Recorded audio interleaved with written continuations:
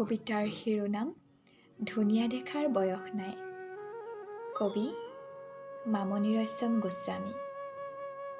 পাঠ জুৰি বৰুৱা। ধুনীয়া দেখাৰ বয়স নাই, ধুনীয়া ফল অবতৰতো পকে। বাঁহী চোতাল শাৰী শাৰী নবোৱাৰী যদি খহি পৰে উৰণি, আপোনাক ধুনীয়া দেখি।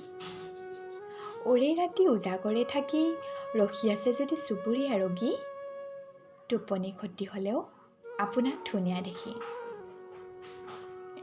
বহু দূৰ বাটকুৰি বাই ভাগৰি পৰা নদীখনে যদি হঠাৎ ভাঁজ লয়হি, ধুনীয়া দেখি।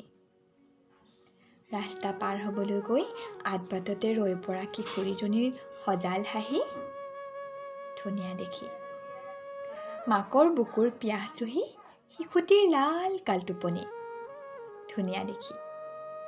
দোকানীয়ে হিচাপ ভুল কৰি বেছিকৈ দিয়া 100 টকীয়াখনি ঘূৰাই দিয়ে যদি, আপোনাক ধুনীয়া দেখি।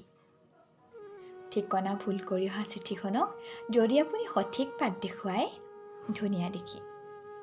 ধুনীয়া দেখাৰ বয়সটো নাই, ধুনীয়া ৰং মৰামতিত কাৰোবাৰ মুদ্ৰা দুখো আপোনাৰ ভাল লাগি যাব পাৰে। ধুনীয়া বাবে আকৌ প্ৰেমত পৰিব পাৰে। ধুনীয়া দেখাৰ কোনো বয়স নাই।